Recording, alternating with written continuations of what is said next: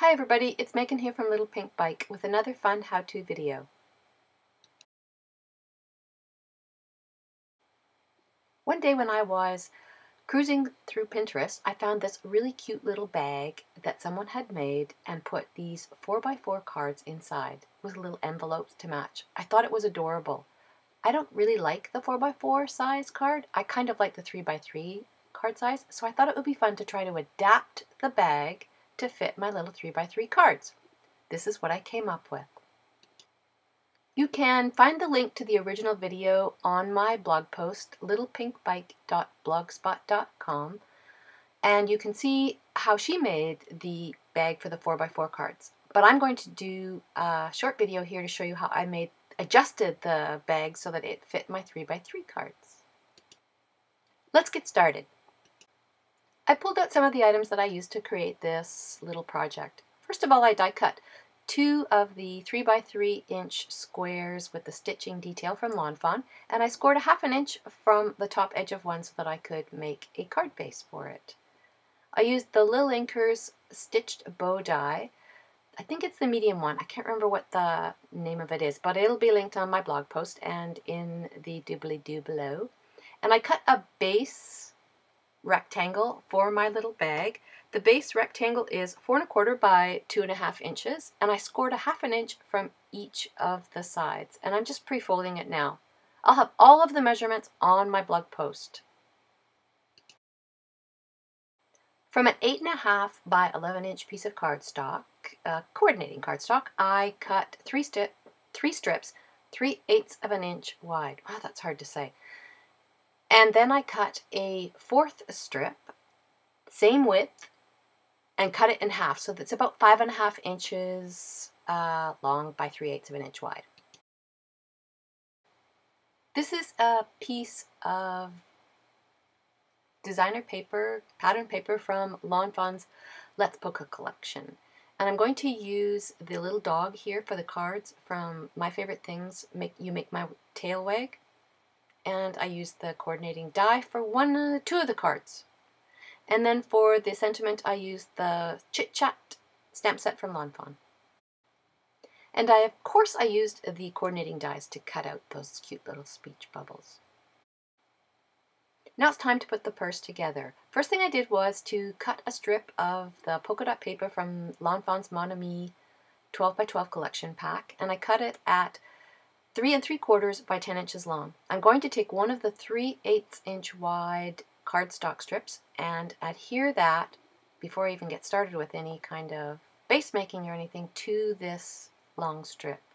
Now the cardstock strip is a little bit longer because that way I don't have any gaps. I found that that was the best way to do it. And I started a little bit before the edge of the rectangle there again, so I have a bit of overlap. I can always trim off the extra.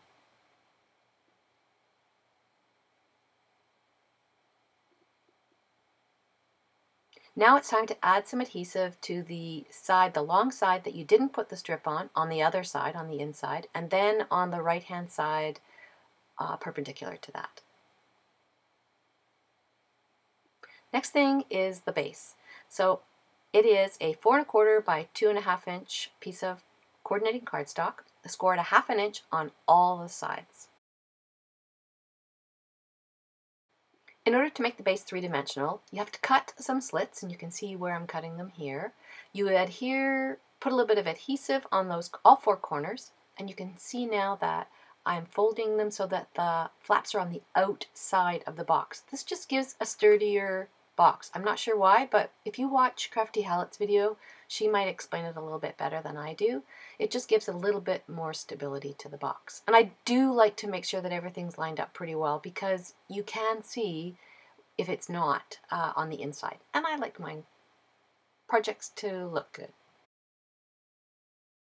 Once all 4 corners have been adhered, you have your lovely little rectangular base that you can now attach your patterned paper to. Now let's put this little purse together. I start adhering the patterned paper partway through the side of the base. And I just start rolling the patterned paper around the base until I get to the end, and it does overlap. but I wanted to make sure it was all perfectly lined up. Yeah, and a little bit of adhesive there on the inside. And there you can see why it's nice to have a little bit of overlap. Now it's time to add the strip at the bottom to make it really attractive. And it covers up any kind of, if you didn't get it perfect, well, no one will ever know because this will cover it all up.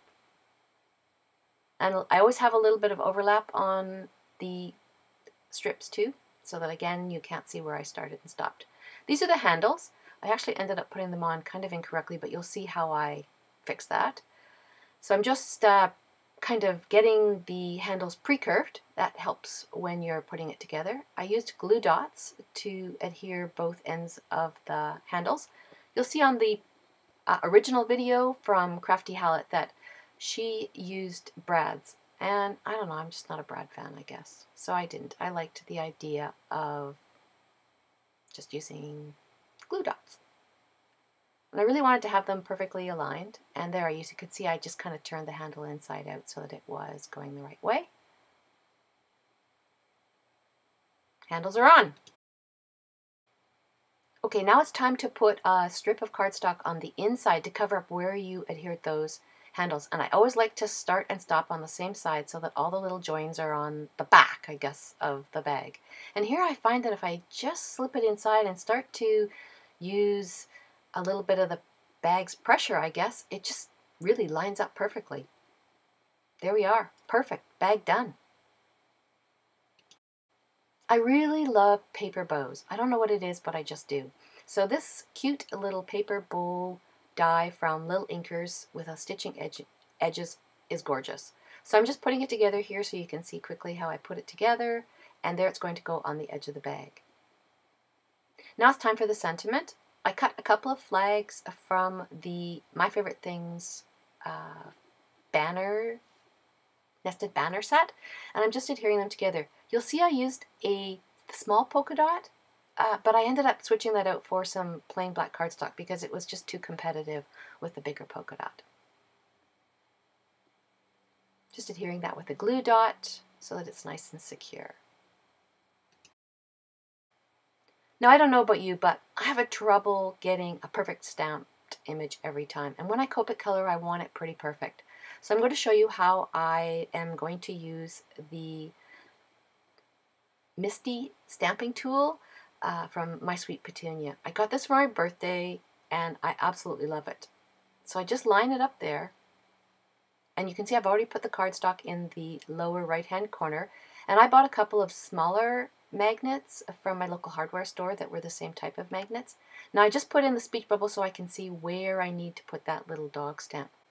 I usually stamp and die cut and then adhere the die cut with foam tape on my cards, but I really wanted to try stamping the image right on the card front for a change. I'm really loving My Favorite Things hybrid black licorice ink for Copic coloring. I find I get a pretty good crisp stamped image. So I inked up the image and stamp it over and press it well, and when I lift up the cover, it's not perfect for me, so I just ink it up again, press it down right on top of the old image, and it gives me exactly what I'm looking for. I really love the Misty tool. Time to start creating the card. I've sped this up 8 times, I think. You don't need to watch me color again. I just used a selection of warm grays, a little bit of pink, and a lot of my colorless blender to color this totally adorable little dog.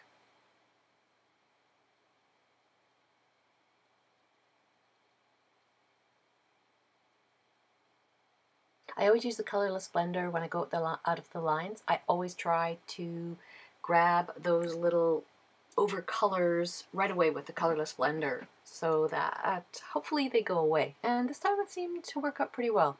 I didn't have to use my white gel pen, I don't think. A little bit of glossy accents for the dog's nose. You can see my little bottle there, the cap and the metal thing have parted ways, but I just use a little pair of pliers to get it out. I'm attaching the speech bubble sentiment with a little bit of foam tape on the top. There we go. And I just put a bit of adhesive on the scored portion of the square, and I'm done. So here's everything all together. I made some little white envelopes with my envelope punch board from We Are Memory Keepers. I just followed the directions for the 3x3 envelope, and I made them white so they were nice and generic, and they fit perfectly inside the bag. Here are all 3 of the cards and all 3 of the envelopes. The nose on the dog is still wet, so on the little congrats dog, so I'm being really careful not to mess up the glossy accents. Put them all in there, and that one would go, see, I'm pointing out that it's still wet, and just going to slip that in the front so that you get a general idea of what it looks like with all the cards in it. So cute! Here's my final product. You can see that I swapped out the little flag with the small polka dots for a nice plain black one, and I think it looks way better.